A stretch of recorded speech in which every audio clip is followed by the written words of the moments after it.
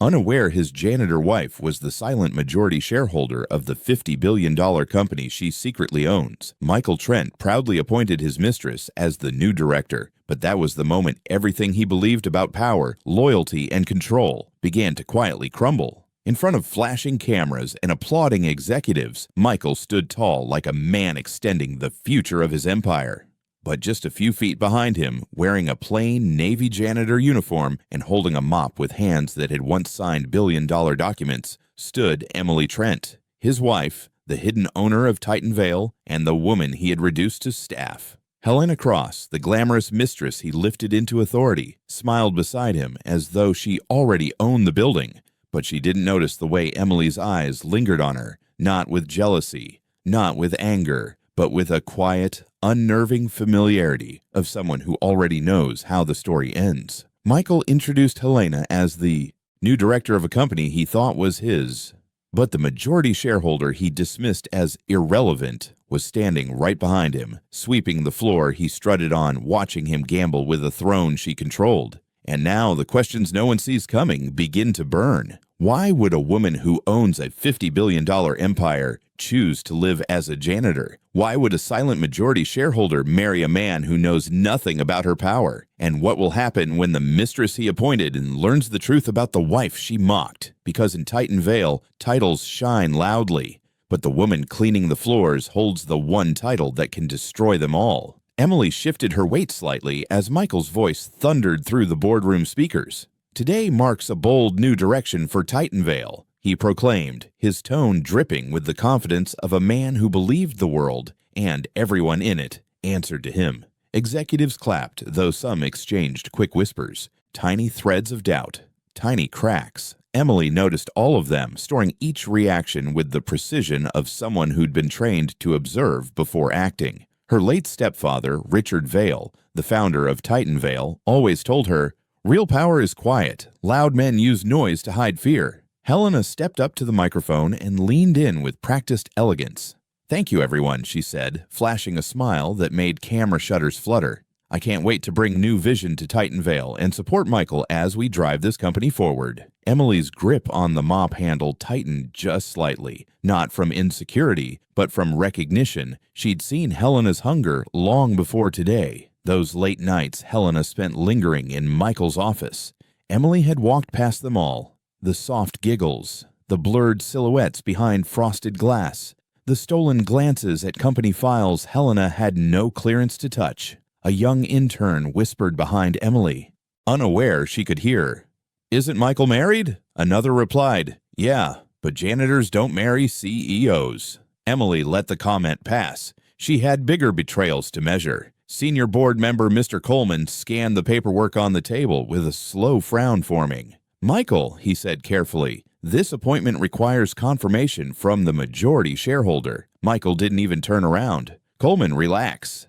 That ghost shareholder hasn't shown up in a decade. They don't vote. They don't interfere. They don't matter." Emily blinked once, the smallest tell of restrained emotion.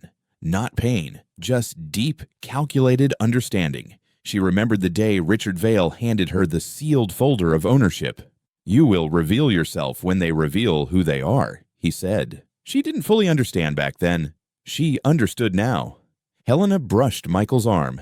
"Ignore him. Today is our day." Emily stepped out of the boardroom, her expression unreadable. But as the doors shut behind her, she whispered just loud enough for the empty hallway to hear, "Not yet, but soon."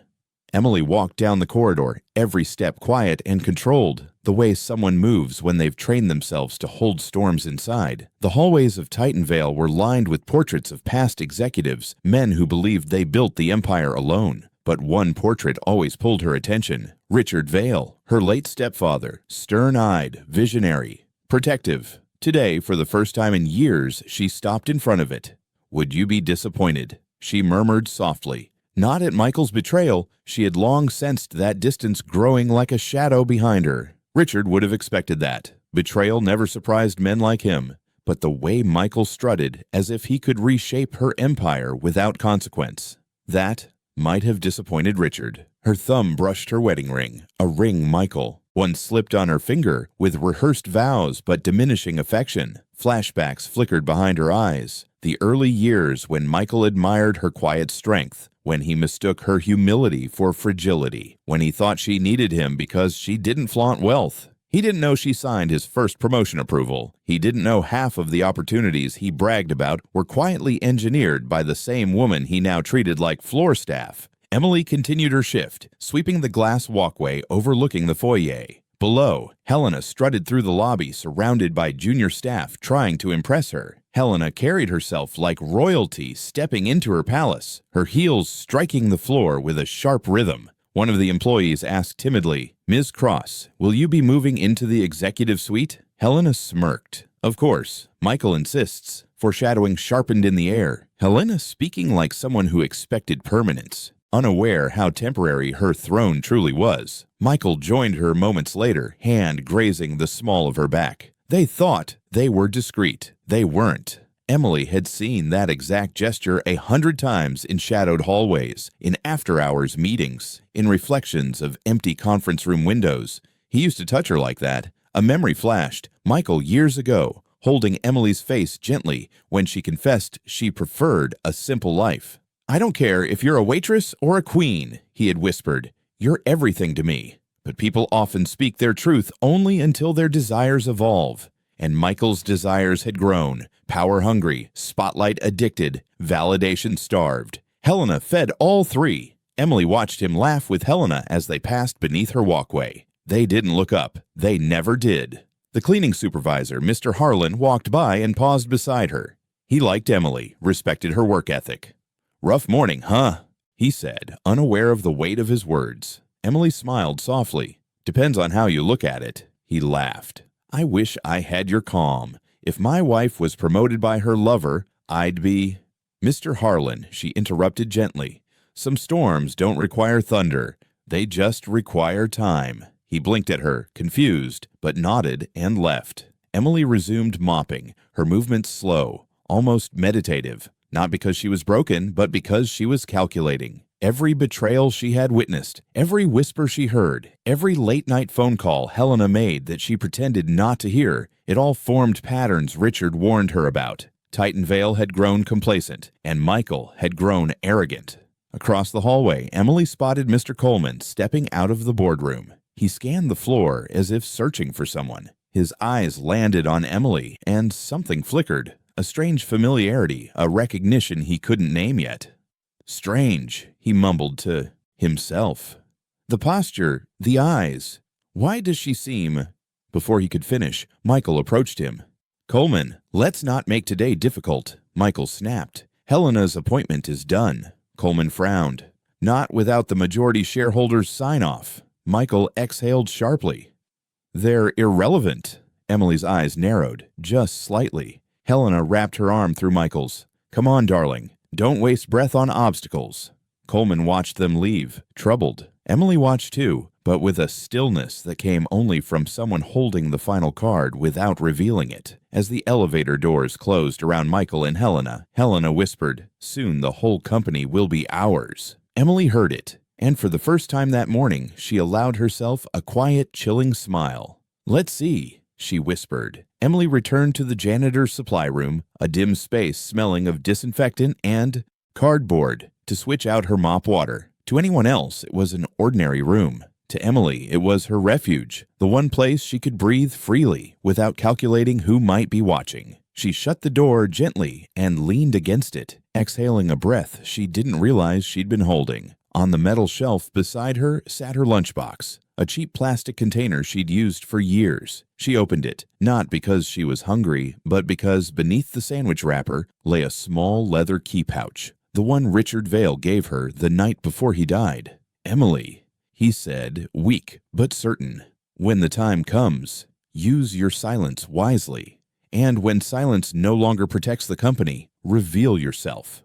At the time, she thought he meant conflict with board members. She never imagined the conflict would be her own husband. Her thumb brushed the pouch, absorbing the weight of responsibility. She could end Michael and Helena's fantasy today with a single phone call, with one signed document, with one press conference. But power wasn't just about striking first. Richard taught her that patience often sharpens justice better than rage. Outside the door, Helena's voice suddenly echoed down the hallway. "I want the executive suite cleared," she said sharply, "and make sure all his personal items are relocated. I don't want to walk into traces of his past life." Emily frowned. Past life? She stepped out quietly, just as Helena strutted by with an assistant trailing behind her. "Ma'am," the assistant asked hesitantly, "shouldn't Mr. Trent make that request?" Helena scoffed. "Michael listens to me. He'll adjust." Emily's heart sank, not from pain, but from understanding Helena's intention. This wasn't just an affair. Helena wanted total replacement, position, prestige, marriage, even home. The assistant glanced at Emily. "Excuse me," he said awkwardly. "Could you help move some boxes for the new director?" Emily gave a small nod. "Of course." Helena's eyes slid to her with smug amusement. "You again. Good. You're useful." Emily held her gaze calmly, though a flicker of sharpness flashed behind her eyes. Helena tilted her head. "What's your name again?" "It's Emily," she said softly. Helena smirked. "Right. Well, Emily, grab boxes from Michael's old office. We're making space." Emily nodded again, though every instruction Helena barked only added more fuel to the quiet, controlled fire forming inside her. Inside Michael's office, she began gathering items, his notebooks, his pens, his trophies, each object triggering memories of how much support she had once given him. She remembered late nights when she quizzed him for presentations, times she suggested strategies he presented as his own, the pride she felt when he succeeded, never needing credit. He never asked why her suggestions always worked. He never questioned how she knew things only high-level strategists knew. He never wondered why the founder trusted her so deeply. Love blinded him more than pride, until pride took over completely. A vibration on the desk interrupted her thoughts. Michael's phone lit up with a message from Helena. "After today, it's just you and me. No more secrets." Emily swallowed, not because of heartbreak, but because of the irony. The biggest secret wasn't his. It was hers. Behind her, footsteps approached. Mr. Coleman entered quietly. "Strange to see you in here," he said gently. Emily stiffened slightly but kept packing. Coleman studied her face, her movements, her posture. Something was off, something he couldn't articulate. "You remind me of someone," he murmured. Emily looked at him, expression unreadable. "Do I?" Coleman nodded slowly. "Richard Vale. The way you stand, the way you observe. You carry the same silence." Emily's heart stumbled, but only for a moment. Before Coleman could question the sudden stillness in the air, Michael walked in. He didn't look at Emily. "Good, you're clearing things." He kissed Helena's forehead, loudly, performatively, as if marking territory. Coleman watched him in disgust. But Emily simply picked up a box, her voice barely above a whisper. "Some things aren't yours to move." Michael didn't hear her. Coleman did. And for the first time, suspicion lit in his eyes. A storm was coming. Emily walked toward the parking lot after her shift, the evening sunlight casting long shadows on the pavement. Her steps were steady, but inside her, calculations were shifting. For years, she chose silence. But today, silence felt like surrender. And Richard Vale didn't raise her to surrender. Just as she reached her small old sedan, a vehicle she intentionally kept to maintain her cover, she noticed someone waiting beside it. Mr. Coleman. He stood with his hands clasped behind his back. The way he always stood during critical board decisions. But his expression now was different. Hesitant, cautious, as if standing at the edge of a truth he wasn't sure he wanted to know. "Mrs. Emily, right?" he asked. She swallowed. "Yes." He examined her face closely, far more closely than any TitanVale employee ever had. "Forgive me, but I can't shake the feeling that I've seen you before." Emily kept her posture soft, humble. "I've worked here for years." "That's exactly the problem," Coleman said. "You work like someone who doesn't need this job." A micro cliffhanger. Emily froze, not visibly, but internally, because he was right. Coleman stepped closer. "Richard used to say, if you want to understand the ground you stand on, watch the people who clean it." His eyes watered slightly with memory. "You stand exactly like him." Emily's breath caught. Not many people loved Richard Vale. Fewer understood him. Coleman was one of the rare few who saw beyond the businessman. He trusted very few, Coleman continued, but when he spoke of his stepdaughter, he said she had a mind sharper than any executive. Emily looked away to hide the flicker of grief in her eyes. That grief slipped out only in private moments, never at work, never at home, and never where the wrong eyes could misinterpret it. Coleman exhaled slowly. Emily, I have to ask you something, and I need your truth. No board politics, no fear. She waited. Are you, he whispered, Richard Vale's daughter? Her heart thudded once, but she held her calm. Why would you think that? Because, Coleman said, glancing around, Michael thinks the majority shareholder is a ghost, but I don't believe in ghosts. I believe in silence. He paused. And silence always has an owner. Before she could answer, Michael's voice cut through the air. There you are. He approached quickly. Irritation etched across his face. Coleman immediately stepped aside, masking his suspicion with professionalism. Michael frowned at Emily. Why are you out here talking to board members? You're supposed to be invisible. Emily inhaled gently. His words didn't hurt. She'd stopped letting them hurt long ago. They simply revealed how little he understood the world he was walking into. Coleman stiffened. Michael, respect your staff.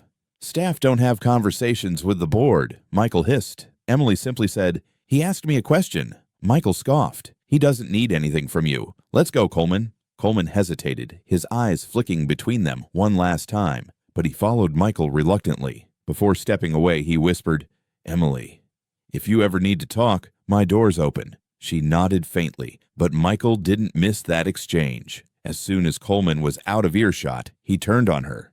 What did you tell? Him. Emily blinked. Nothing. You better not, he snapped. This company is at a delicate stage. I won't have a janitor stirring things. She didn't reply. She didn't need to. His insecurity answered the question for her. Michael wasn't as confident as he pretended. He sensed instability, even if he didn't know why. He started walking away, muttering into his phone, Helena, I'm on my way. But halfway across the lot, he turned back sharply. You know, he said, pointing at her, I've been thinking, maybe it's time we restructure staff entirely. Some positions might become unnecessary. A threat. Emily tilted her head slightly. Is that so? Yeah, he said smugly. I don't like people overstepping. Emily gave him a calm, chilling smile, one that only someone who held the final card could wear. Then be very careful, she said softly, about who you push. Michael scoffed and walked off. He didn't. Realized she wasn't warning him. She was foreshadowing his fate. The next morning, TitanVale buzzed with unusual tension. Whispers traveled through hallways like sparks chasing gasoline. Something about Helena's appointment didn't sit right. Something about Michael's confidence felt artificial. And something about Emily, the janitor who moved like she owned the ground, refused to leave people's minds. Emily stepped into the building with quiet purpose. Today wasn't about revenge. Today was about revelation. She wore her janitor uniform still, her final act of silence before the storm. Upstairs, the board gathered for what they believed was just a follow-up meeting regarding Helena's appointment. Helena entered first, shimmering in gold, smiling as if she already saw her name engraved on the door. Morning, everyone, she chimed. Let's make this quick. Michael and I have plans for the press later. Michael followed her in, overly confident, a man, intoxicated on power he thought he controlled. He didn't notice Coleman watching him with a knowing heaviness. As the board settled, Coleman cleared his throat. We can begin once the majority shareholder arrives. Michael rolled his eyes. Coleman, this obsession with the shareholder is getting out of hand. They won't show up. Coleman didn't look at Michael. He looked at the door. Today, he said softly, I believe they will. The room fell silent. A soft set of footsteps echoed from the hallway. Everyone turned. Emily entered, but not as a janitor. Her uniform was gone. In its place, a tailored black suit, understated yet powerful, hair pinned back, eyes no longer softened. Helena frowned. Why, is she here? Michael stood abruptly. Emily, this room is restricted. You can't just walk. Emily walked past him without flinching, her demeanor shifting the air like gravity sharpening. Coleman rose to his feet immediately. Ms. Vale, he said with respect normally reserved for royalty. Welcome. Gasps. Murmurs. Confusion exploded around the room. Michael laughed in disbelief. Vale. Do you think this is funny? She's a janitor, Coleman. Emily placed a leather folder on the table, the same folder Richard gave her. The same one she had kept hidden for a decade. She opened it. Share certificates, ownership signatures, Richard Vale's final transfer of power. Helena took a step back. This isn't real. Michael's face drained of color. Emily, what is this? Her voice was calm. The truth. I am the silent majority shareholder of TitanVale, 51%. Richard Vale was my stepfather. I inherited the company 10 years ago. Shock stabbed the room. Michael shook his head violently. No. If you owned this company, why would you mop floors? Because, Emily said, looking him dead in the eyes, Richard taught me that anyone can look powerful from above, but only someone who understands the ground is fit to lead it. Helena's voice cracked. You knew who we were this whole time. Emily finally let her calm soften into something colder. Yes. Michael stepped forward, desperation rising. Emily, listen. We can talk about this. You can't embarrass me like this in front of the board. Emily tilted her head slightly. You embarrassed yourself when you appointed your mistress as director of my company. Coleman cleared his throat, voice firm. By shareholder authority, the appointment of Helena Cross is invalid unless signed by Ms. Vale. Emily signed a document, not approving Helena, but removing her. Coleman announced, effective immediately, Helena Cross is dismissed from TitanVale. Helena stumbled backward. Michael, do something. But Michael's gaze was locked on Emily, the woman he underestimated more than anyone. Coleman placed a second document before Emily. This concerns Mr. Trent. Michael tried to speak, but Emily raised a hand gently, silencing him. You once told me janitors should stay invisible, she said softly. But you forgot invisibility works both ways. While you were busy looking up, you never noticed who was standing right beside you. She signed. Coleman read aloud, Michael Trent is hereby suspended pending full investigation into misconduct, breach of ethics, and abuse of authority. Michael collapsed into a chair. Emily, please. Her voice broke only once, not with sadness, but closure. You broke our marriage long before you broke the rules. This isn't revenge, Michael. This is accountability. She turned to the board. Let's begin. And as she took her seat at the head of the table, the empire shifted back to its rightful owner.